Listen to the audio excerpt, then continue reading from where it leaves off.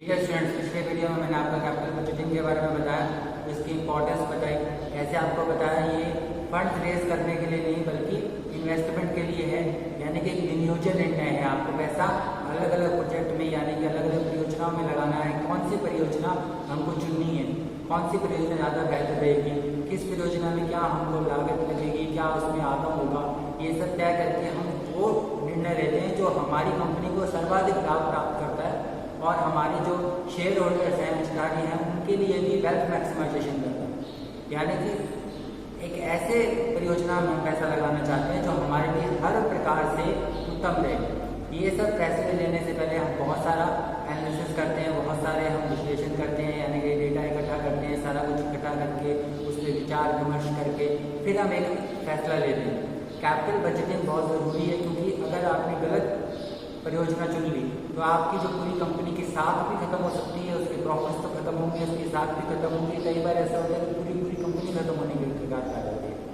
कोटक का एग्जाम्पल मैंने आपको पहले भी दिया था, फिर से दे रहा हूँ कि ऐसी बहुत सी कंपनियाँ आ रही थी जो बहुत अच्छा काम कर रही थी, जो वो डिसीजन आज लेने वाली थी आज के समय में वो बहुत उत्तम थे, लेकिन उन्होंने थोड़ा भविष्य के लिए प्लान नहीं किया और उसके बाद वो जो है डिसीजन उनका ऐसा हुआ कि उनका जो अच्छा डिसीजन माना जा रहा था प्रेजेंट के हिसाब से, वो पूरी तरह से भविष्य में उनकी कंपनियों को खत्म कर दिया। बहुत ही टेक्नोलॉजिकल फर्म्स खत्म हो गए। तो कैपिटल बजटिंग जो डिसीजन है उसको कई सारी चीज़ें प्रभावित करती हैं। वो कौन कौन सी हैं? उसके अंदर एक आता है कॉम्पिटिटिव स्ट्रेटजी। आपका जो विपक्षी है यानी कि जिससे आप कम्पीट कर रहे हैं, जो मार्केट में आपके कॉम्पिटिटर्स हैं, वो किस तरह के प्रोजेक्ट्स लेके आने वाले हैं, क्या आप टेक्नोलॉजिकली आपसे सुपीरियर हैं, किस प्रकार के प्रोजेक्ट हैं, मांग किस चीज़ की है, कितना उनके प्रोजेक्ट्स अच्छे हैं, उस बात पर निर्भर करता है। जो भी आप प्रोजेक्ट लगाने वाले हैं या किसी भी तरह की नया तरह का प्लांट लगाने वाले हैं, कोई भी लगाने वाले हैं, वो कहाँ लगाने वाले हैं? उसी देश में लगाने वाले होंगे, ज़्यादातर मार्केट उसी मार्केट में लगाने वाले। आपका प्रतिद्वंदी भी उन्हीं उपभोक्ताओं को टारगेट कर रहे हैं। आप कोई भी प्रोजेक्ट लगा रहे हैं, कोई भी आप नई कंपनी शुरू कर रहे हैं, कहीं भी नया प्लांट लगा रहे हैं, तो वो जिस लैंड पे एक्वायर करने वाले हैं उसको भी आपका प्रतिद्वंदी लेना चाहता है। तो आपके प्रतिद्वंदी की क्या स्ट्रैटेजी होगी, आपके कॉम्पिटिटर की क्या स्ट्रैटेजी होगी, ये भी निर्भर डिसाइड करता है कि आपका जो कैपिटल बजटिंग डिसीजन क्या होगा। तो पूंजी बजटिंग को आपके प्रतिद्वंदी की जो रणनीति है वो भी काफ़ी हद तक प्रभावित करती है। फिर डिमांड फोरकास्ट, भविष्य में किसी चीज़ की मांग बनी रहेगी कि नहीं बनी रहेगी, भविष्य में कितनी मांग होगी, वो मांग बनी रहेगी कि नहीं बनी रहेगी, ये बातें सारी बातें देखकर आप भविष्य को देखकर मांग पूर्वानुमान करने के बाद उस मांग का ध्यान रखते हुए कि मांग क्या है, ऐसा तो नहीं है आज मांग है और भविष्य में पलट जाए, तो ये सब बातें आप ध्यान में रखते हैं। इसके अलावा कई और चीज़ें रहती हैं। टेक्नोलॉजी का एडवांसमेंट भी बहुत बड़ी चीज़ है। मान लीजिए एक्सीलेंस हो जाए, यानी कि टेक्नोलॉजी आज अच्छी है, 3 साल 4 साल में आपको काफ़ी अच्छी रिटर्न दे देती है, लेकिन एब्सोल्यूट हो जाता है। जैसे कि टाइपराइटर आ रहा था तभी और टाइपराइटर पूरी तरह से यूजलेस हो गया कंप्यूटर्स के आने के बाद। आजकल टेक्स्ट वगैरह हो जाते हैं तो प्रिंटर्स भी लोग घर पे ले आए। अब जब मोबाइल से टाइप वगैरह करके घर के प्रिंटर से वाईफाई के थ्रू आप उसको प्रिंट आउट निकाल सकते हैं, तो टाइपराइटर तो बिल्कुल ही खत्म हो गया। तो इस प्रकार से क्या कई बार एब्सोल्यूट हो जाता है। तो टेक्नोलॉजिकल अपग्रेडेशन क्या है, मार्केट में क्या रिसर्च और डेवलपमेंट कैसे चल रहा है, ये सब चीज़ें प्रभावित करती हैं आपके प्रोजेक्ट को। डिमांड प्रभावित करती है आपके प्रोजेक्ट को, आपके फंड्स प्रभावित करते हैं आपके प्रोजेक्ट को। आप कई सारे इन्वेस्टमेंट प्रोजेक्ट्स हैं, हो सकता है इन्वेस्टमेंट प्रोजेक्ट ज़्यादा अच्छा हो पर आपके पास फंड्स नहीं है, उस कितने फंड आप एक्वायर कर सकते हैं, आप कितना वित्त ग्रांट कर सकते हैं, कितना वित्त मार्केट से उठा सकते हैं, क्या आपका कैपिटल स्ट्रक्चर है, वो सब भी प्रभावित करता है आपके पूंजी बजटिंग के निर्णय में। अगर आप ज़्यादा पैसा नहीं है, आपके पास फंड ज़्यादा नहीं मिल रहे हैं, उनका कॉस्ट ऑफ कैपिटल ज़्यादा है, तो अच्छा प्रोजेक्ट भी आपको छोड़ना पड़ता है एक कम अच्छे प्रोजेक्ट के जो आपके बजट में हो। इस प्रकार के ये सारे फैक्टर्स हैं, एक बार फिर उस पर नज़र डाल लेते हैं। तो इसमें कॉम्पिटिटर स्ट्रेटजी तो मैं आपको बता चुका हूँ, डिमांड फोरकास्ट भी समझा चुका हूँ और टेक्नोलॉजिकल चेंज भी आपको समझा चुका हूँ। इसके अलावा हम देख सकते हैं मैनेजमेंट, टाइप ऑफ मैनेजमेंट। अगर मैनेजमेंट बोल्ड है, प्रोग्रेसिव है, मॉडर्न है, तो वो ऐसे बजट चुनेगा, ऐसे प्रोजेक्ट्स चुनेगा जो इनोवेटिव हैं, जिसमें कुछ नया है, फ्रेश इन्वेस्टमेंट करने के बारे में सोचेगा। एक पुराना विचारधारा वाला, एक ढीला ढाला मैनेजमेंट है, वो रिस्क नहीं लेगा, वो मॉडर्न टेक्नोलॉजी इम्प्लीमेंट भी नहीं करेगा, मेथड्स भी इम्प्लीमेंट नहीं करेगा कैपिटल बजटिंग में, तो वो शॉर्ट साइटेड होगा। अब इसके अंदर हम देख सकते हैं कि रिटर्न एक्सपेक्टेड के बारे में मैंने आपको बता दिया है। तो कितने रिटर्न्स एक मैनेजमेंट एक्सपेक्ट करता है, कंपनी एक्सपेक्ट करती है इन्वेस्टमेंट में, वो कंपेयर करेगा कि कितने उनके रिटर्न्स मिल रहे हैं, तो एक्चुअल रिटर्न्स कितने मिलेंगे, कितने उनके एक्सपेक्टेशंस हैं, ये सब देखने के बाद ही इन्वेस्टमेंट किया जाएगा। इसमें थोड़ा सा नॉन इकोनॉमिक फैक्टर्स आप देख लें कि कई बार जो इन्वेस्टमेंट सिर्फ इस बात पे नहीं निर्भर करता है कि कितना रिटर्न वगैरह होना है, कई और चीज़ें भी रहती हैं। जैसे कि मान लीजिए आपने वर्क प्लेस में इन्वेस्टमेंट किया, जो आपकी फैक्ट्री वगैरह है उसमें कुछ ऐसे चेंजेस लेके आए आप, उस वहाँ पे ऐसा इन्वेस्टमेंट किया जिससे वर्कर्स जो हैं पहले छुट्टी ज़्यादा लेते थे अब आने लग गए हैं, एब्सेंटिज्म कम हो गया है, तब जो प्रोडक्टिविटी में वैसे सुधार हो जाता है। तो आपकी इन्वेस्टमेंट उस समय तो लगेगा नहीं कि इन्वेस्टमेंट में ज़्यादा रिटर्न्स है, लेकिन वो ओवरऑल रिटर्न्स आपको वर्कर सेटिस्फेक्शन की वजह से मिलेंगे।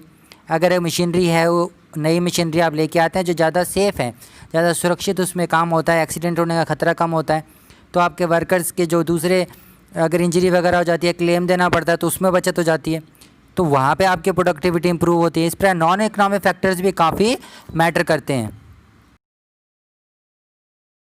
फैक्टर्स हैं जिसमें सबसे ज़्यादा इंपॉर्टेंट फैक्टर आप ये कह सकते हैं कॉम्पिटिटिव टेक्नोलॉजी है, टेक्नोलॉजी के एडवांसमेंट है। ये चीज़ें कैपिटल बजटिंग डिसीजन को, फंड्स का जो फैक्टर है, ये सबसे ज़्यादा प्रभावित करती है। अब देखते हैं इसका प्रोसेस क्या है।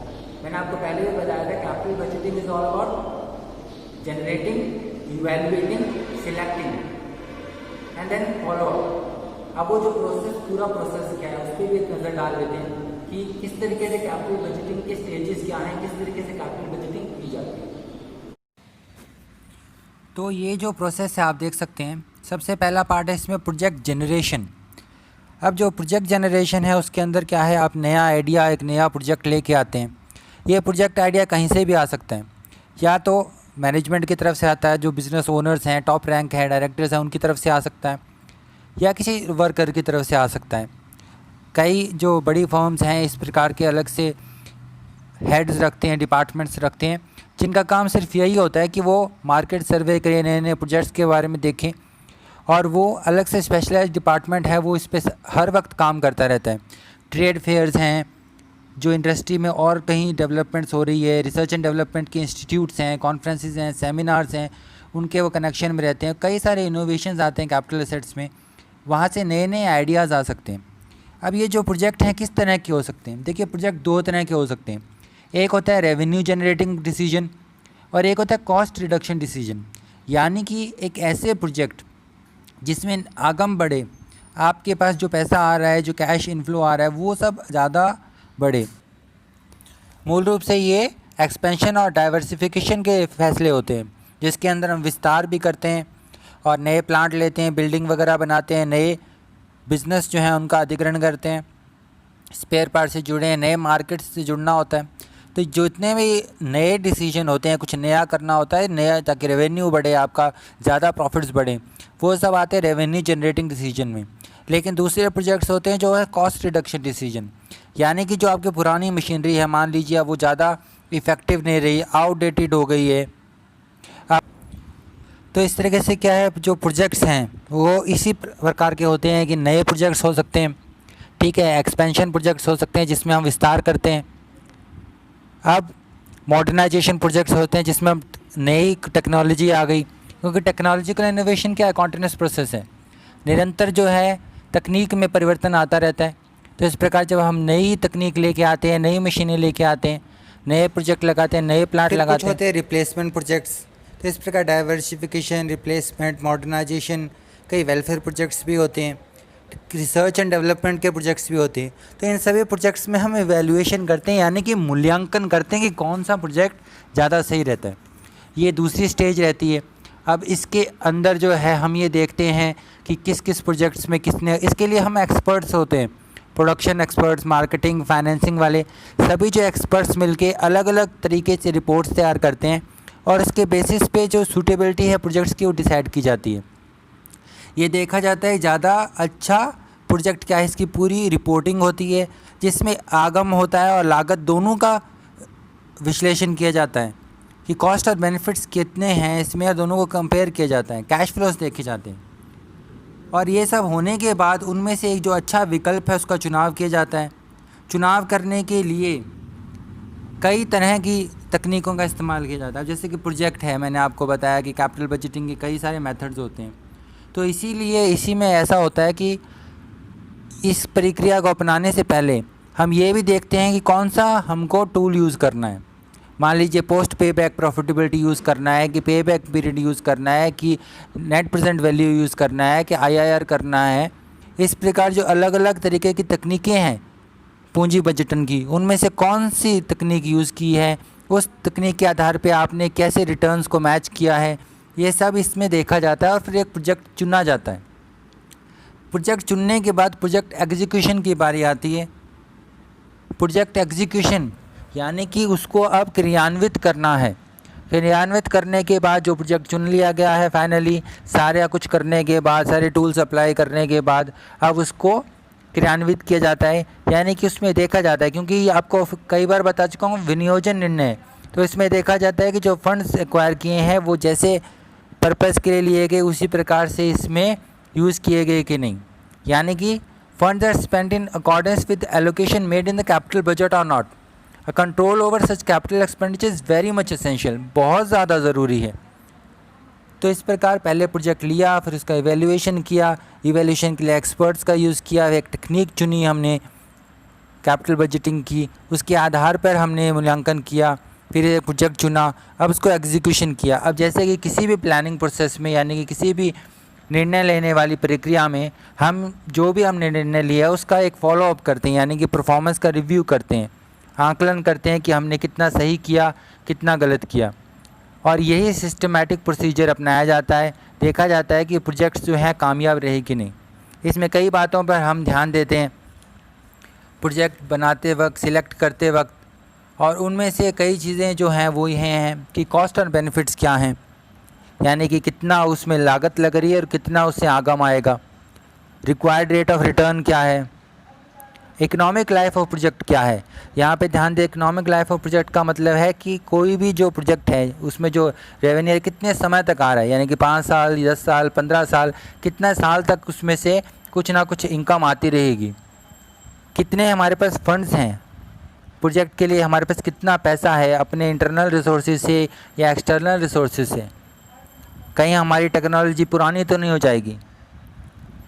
कई और तरह के फैक्टर्स रहते हैं, जैसे कि फर्म की इज़्ज़त, रेपुटेशन भी इस पे दाव पे लगी होती है। प्रोजेक्ट फेल हो गया तो बहुत ज़्यादा बेइज्जती भी होती है कंपनी की, उसकी रेपुटेशन दातार हो जाती है, भविष्य में कोई उसको फाइनेंस नहीं देता। तो हमारा प्रोजेक्ट कितना सक्सेसफुल हुआ, ये सब का मूल्यांकन किया जाता है। उस प्रोजेक्ट की वजह से कितना हमारे जो एम्प्लॉयज़ हैं उनका कितना मनोबल बढ़ा। यानी कि केवल एक पहलू पर नहीं ध्यान दिया जाता, सिर्फ लागत और जो उससे आगम है, यानी कि कॉस्ट और बेनिफिट्स जो हैं, हमसे जितना लाभ अर्जित किया है, सिर्फ वही नहीं देखा जाता, लाभ को कई पैमानों पर तोला जाता है। ये सब बातें देखने के बाद ही हम ये तय कर सकते हैं कि पूरा प्रोसेस सक्सेसफुल हुआ कि नहीं हुआ। तो मैंने आज आपको बताया कि कौन कौन से फैक्टर्स इफेक्ट करते हैं कैपिटल बजटिंग को और उसका प्रोसेस क्या है। आगे हम देखेंगे किस तरह के प्रोजेक्ट्स होते हैं, बाद में हम देखेंगे कि कौन कौन से मेथड्स होते हैं कैपिटल बजटिंग।